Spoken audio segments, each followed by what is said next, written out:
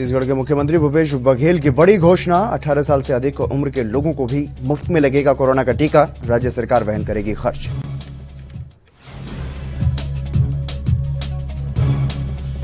Corona को लेकर शिवराज सरकार सख्त, सीएम शिवराज ने वीडियो कॉन्फ्रेंसिंग कर कैबिनेट के साथ की बैठक, मंत्रियों को सौंपे कार्य।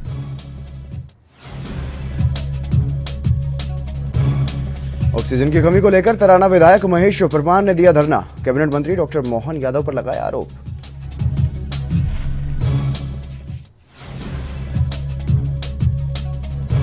मध्य प्रदेश में बढ़ रहा कोरोना का कहर, सीहोर में चरमराई स्वास्थ्य व्यवस्था, जिला अस्पताल में खाली नहीं एक भी बेड, गेट पर पुलिस बल तैनात।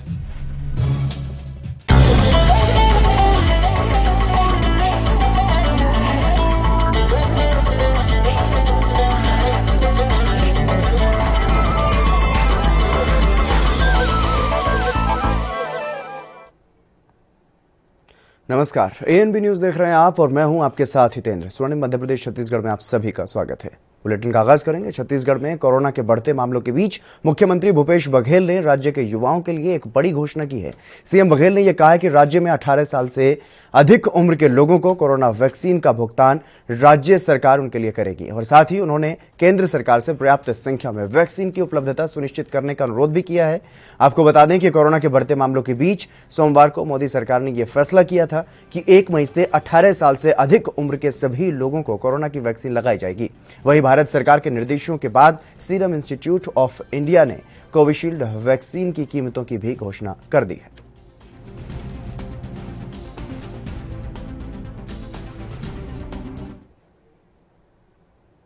मध्य प्रदेश में कोरोना के बढ़ते मामलों के चलते सरकार लगातार सख्ती बढ़ा रही है और वहीं प्रदेश के मुख्यमंत्री शिवराज सिंह चौहान ने संक्रमण की चेन को तोड़ने के लिए जिले से लेकर के प्रत्येक गांव में 30 अप्रैल तक जनता कर्फ्यू का पालन करने का आह्वान किया है और साथ ही कोरोना संक्रमण की रोकथाम और व्यवस्थाओं के संबंध में वीडियो कॉन्फ्रेंसिंग के जरिए मंत्रिपरिषद की बैठक की और कैबिनेट मंत्रियों को राज्य स्तर पर कार्य सौंप दिए गए हैं।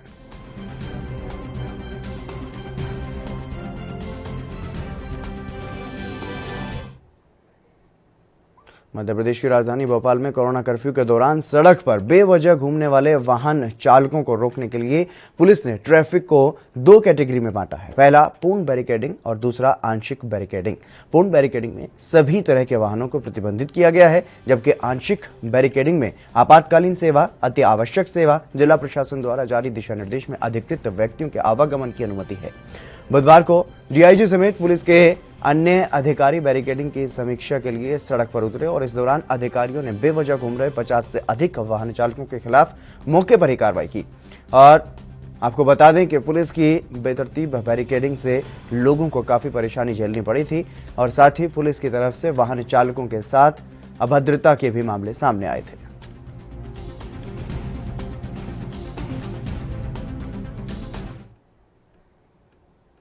जहां एक तरफ पूरे देश में कोरोना के मामले रिकॉर्ड तोड़ रहे हैं, तो वहीं दूसरी तरफ छत्तीसगढ़ राज्य भी कोरोना से बेहाल है। यहां पर हालात बेकाबू हो चुके हैं और इस पर बोलते हुए सूबे के पूर्व मुख्यमंत्री रमन सिंह ने प्रदेश सरकार और पूरे कांग्रेस पार्टी पर ही निशाना साधा है।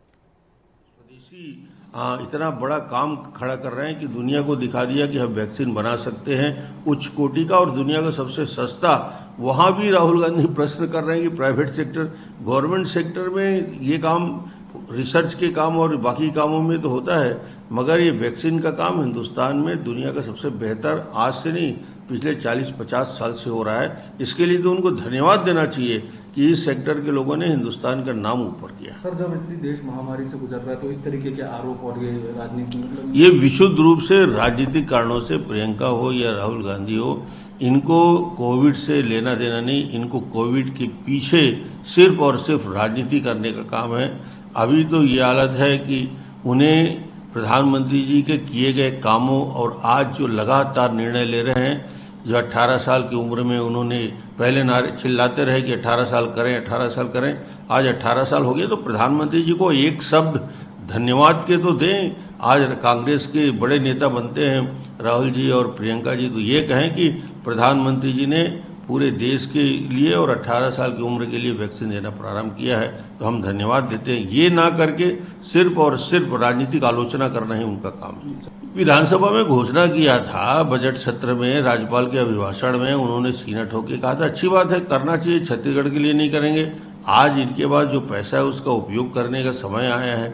छत्तीसगढ़ की जनता के लिए यदि उनके पास 400-500 करोड़ रुपया यदि शराब के सेस का जमा है, डीएमएफ का हजारों करोड़ रुपया है, तो इसका उपयोग न इसके लिए करें, ज़्यादा से ज़्यादा वेंटिलेटर के लिए करें, और सभी मरीजों को, खास तौर से गरीब मरीजों को जो आज सबसे बड़ी संख्या में मर रहे हैं, रेमडेसिविर का जो आज पीड़ा और तकलीफ हो रही है, अमीर आदमी खरीद लेता है मगर गरीब आदमी रेमडेसिविर के बिना मर रहा है, उनके लिए पूरी व्यवस्था करें। आज इतना बड़ा पैसा आपने यदि छत्तीसगढ़ की जनता से वसूल किया है तो उसका उपयोग। वहीं मध्य प्रदेश के उज्जैन में लगातार बढ़ रहे कोरोना पॉजिटिव मामलों को लेकर के जिला प्रशासन सख्त हो गया है और लगातार सख्त कदम भी उठाए जा रहे हैं।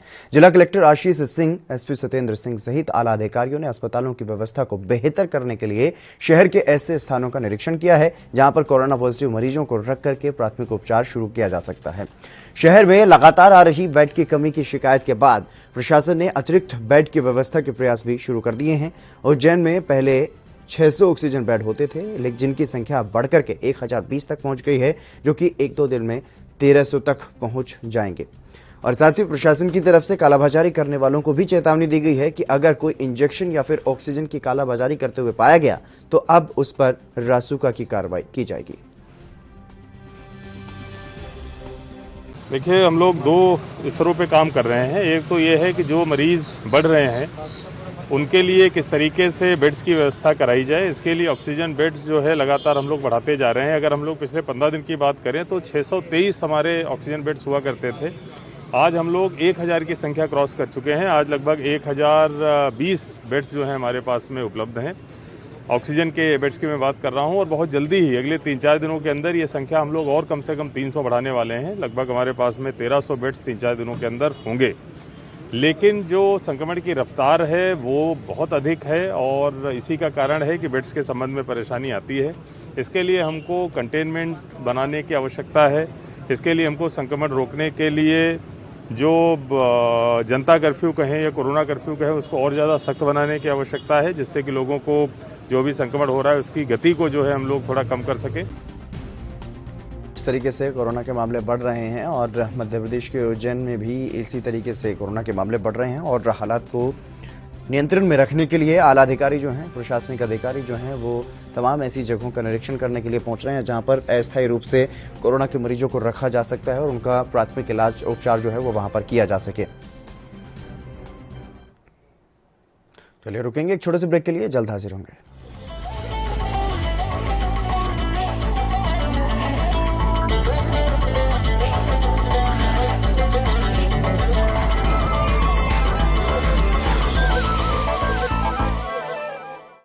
क्या आप दुबले पतले कमजोर हैं? आपकी सेहत नहीं बनती, भूख कम लगती है, वजन नहीं बढ़ता। दरअसल मेन बात खाना पीना खाना नहीं है, मेन बात है खाया पिया लगना। और अगर खाया पिया लगेगा ही नहीं तो सेहत बनेगी कैसे? इसलिए हमारी संस्था सन्यासी आयुर्वेदा ने एक ऐसी दवा बनाई है जो कि आपके पाचन तंत्र को, आपके लीवर सिस्टम को ठीक करने का काम करती है, ताकि आप जो भी खाएं उसका पूरे का पूरा निचोड़ आपके शरीर को लगे, आपकी भूख बढ़े, खाया पिया सही से लगे, नया खून बने, हड्डियों में जान आए, वजन बढ़े, ताकत बढ़े, चेहरे पर नूर आए और आप मोटे तगड़े खूबसूरत पर्सनैलिटी के मालिक बन जाएं। यह दवा पूरी तरह से आयुर्वेदिक होती है। इसका शरीर पर कोई भी साइड इफेक्ट, कोई भी नुकसान या दुष्प्रभाव नहीं होता। लड़के लड़कियां दोनों इसका इस्तेमाल कर सकते हैं और पहले 15 दिन के अंदर ही आपको इसका असर महसूस हो जाएगा। सिर्फ 650 रुपए की पूरे 1 महीने की दवा होती है और आप इसे घर बैठे 01145454545 पर फोन करके दवा मंगवा सकते हैं।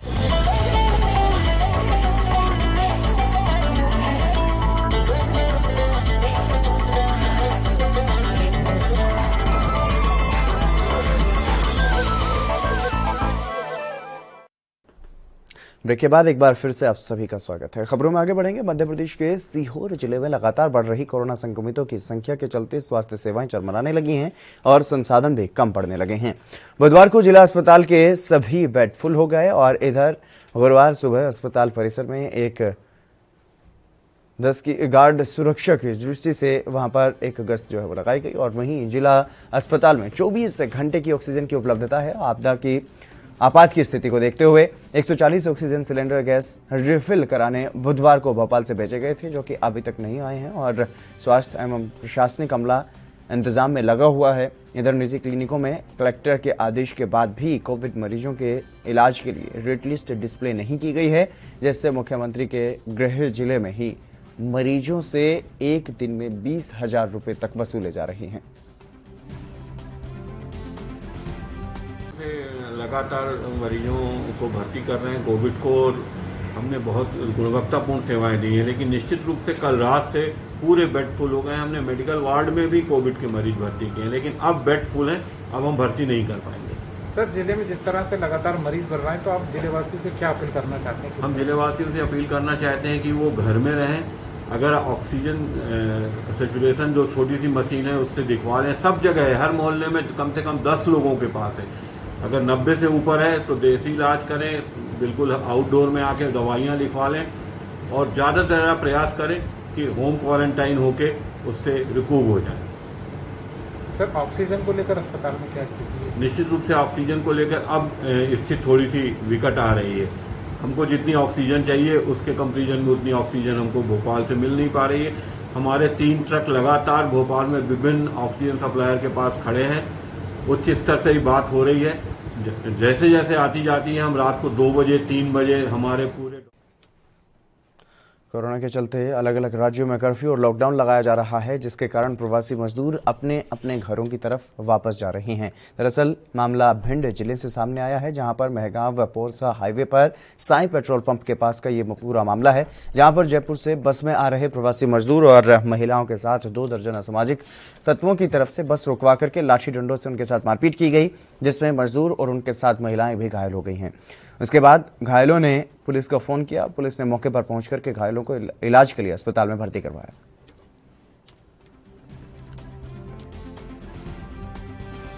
मैं बस में स्लीपर में बैठी थी, आदमी बैठा थी जबरदस्ती। मैंने कहा हमारे स्लीपर मेरे स्लीपर में मत बैठो, तो मैंने हटा दिया तो वो लड़ने लग गए। वैश्विक महामारी के चलते उज्जैन में लोगों को ऑक्सीजन की कमी के चलते और समय पर स्वास्थ्य विभाग का लाभ नहीं मिलने और हॉस्पिटल में बेड न उपलब्ध होने से नाराज होकर के विधायक महेश परमार धरने पर बैठ गए। उन्होंने आरोप लगाया कि बिना इलाज लोगों की मौत हो रही है, जिसको लेकर के लगातार कांग्रेस विधायक महेश परमार की तरफ से उनकी समस्या को लेकर के आवाज भी उठाई जा रही थी, लेकिन कोई भी नेता, प्रदेश के मुख्यमंत्री उनकी आवाज को सुनने को तैयार नहीं थे। ऐसी परिस्थिति में तराना विधायक महेश परमार की तरफ से मध्य प्रदेश सरकार के कैबिनेट मंत्री डॉक्टर मोहन यादव पर इशारा करते हुए ये बताया गया कि इस समय मध्य प्रदेश सरकार को कैबिनेट मंत्री डॉक्टर मोहन यादव की आवश्यकता उज्जैन शहर को है और जिले में निवास कर रही जनता को भी उनकी आवश्यकता है। लेकिन पिछले 4 दिनों से उज्जैन में नहीं होने का कारण क्या है? मध्य प्रदेश सरकार उज्जैन की जनता के साथ छलावा कर रही है, क्योंकि उज्जैन में सभी हॉस्पिटलों में मरीजों को एडमिट करने के लिए जगह नहीं बची है और ना ही ऑक्सीजन प्लांट प्रारंभ किए गए हैं। इस भूख हड़ताल में महेश परमार विधायक के साथ पार्षद बीनू कुशवाहा, कांग्रेस नेता अजीत सिंह ठाकुर, कांग्रेस अध्यक्ष चंद्रभान सिंह चंदेल और कमल चौहान मौजूद थे। हमारी मुख्य मांग है, आपके सामने पूरी स्थिति है। सोशल मीडिया के माध्यम से, प्रिंट मीडिया, इलेक्ट्रॉनिक मीडिया ने तो पूरी तस्वीर आपके सामने है। आज हम देखते हैं कि पूरे उज्जैन और मेरे विधानसभा क्षेत्र तराना में क्या स्थिति है। कोरोना के कारण जो मौतें हो रही है आपके सामने, ऑक्सीजन की कमी के कारण, बेड की कमी के कारण, इंजेक्शन की कमी के कारण और अव्यवस्थाओं की कमी के कारण पूरे तरह चारों तरफ कोहराम मचा हुआ है, कोई सुनने वाला नहीं है। मध्य प्रदेश के मुख्यमंत्री जी, जब वो पूर्व मुख्यमंत्री तो कह रहे थे कि ये मामूली से सर्दी जुकाम है, कोरोना नहीं, डरो ना है, तो आज क्यों घड़ियालू आंसू बह रहे हैं? जब पिछले 1-1.5 साल पहले महामारी आई थी, WHO ने इनको आगाह किया कि इसका सेकंड लहर बहुत ज्यादा खतरनाक आएगी। आपने उस समय कहा कि हमने मध्य प्रदेश में 7 ऑक्सीजन प्लांट के भूमि पूजन किया, तो आज तक क्यों चालू नहीं हुआ? आप देख रहे हैं पूरे उज्जैन जिले में कहीं भी रात को 2 बजे किसी निजी अस्पताल या कहीं भी सरकारी अस्पताल से फोन आता है कि ऑक्सीजन खत्म होने वाली है आधे घंटे में, तो उनके परिजन बेचारे 2-2, 3-3 परिजन भागते हैं। तो ऑक्सीजन की कमी, बेड की कमी, पर्याप्त दवा की कमी, इंजेक्शन की कमी और कालाबाजारी जो चल रही है, और इस समय हमारा सिर्फ ये उद्देश्य है कि सरकार को मुख्यमंत्री जी को जगाए। मुख्यमंत्री जी सिर्फ झूठ बोलते हैं। पिछले 1 महीने से हमने खूब धैर्य रखा, खूब सुझाव दिए, लेकिन कहीं विपक्ष को जोड़ना नहीं चाहता है। विधायक जी की जो मांग थी, उनका कहना था कि जितने भी ऑक्सीजन की आपूर्ति, बेड की उपलब्धता और इंजेक्शन जो मेडिसिन है उसकी उपलब्धता के संबंध में उन्होंने अपनी मांग रखी है। और ये उसमें कहा है कि जितनी चलिए, बुलेटिन में बस इतना ही। नमस्कार।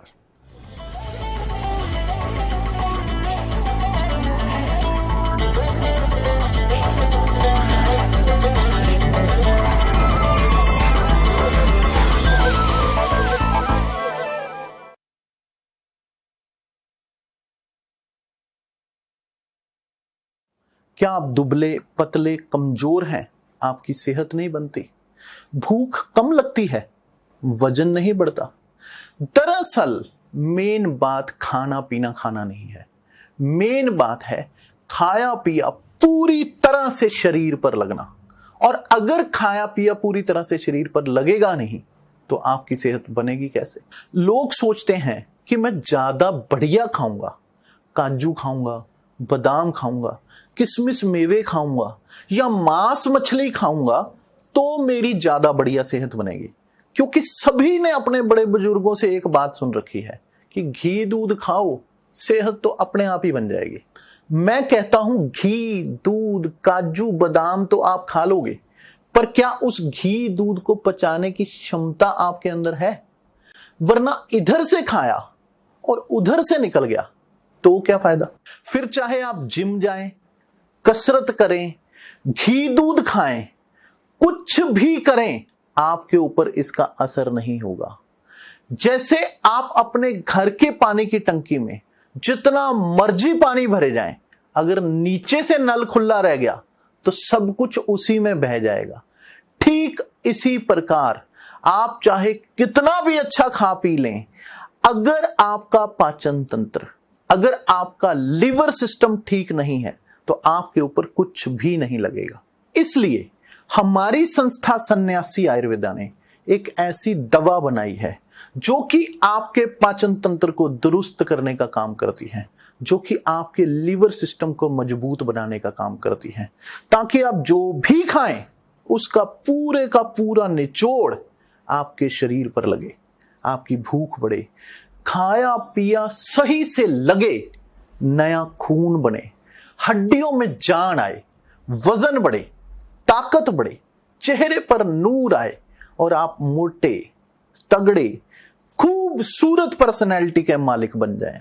यह दवा सबसे पहले आपके हाजमे को दुरुस्त करने का काम करती है, ताकि आपका लिवर सिस्टम ठीक होना शुरू हो, आपकी भूख बढ़ जाए, आपको भोजन रुचिकर लगे, आपका खाना खाने को दिल करे और फिर आप जो भी खाना खाएं वही आपको पूरी तरह से पचे, उसी से शरीर में नया खून बने, उसी से शरीर में नई ताकत आए,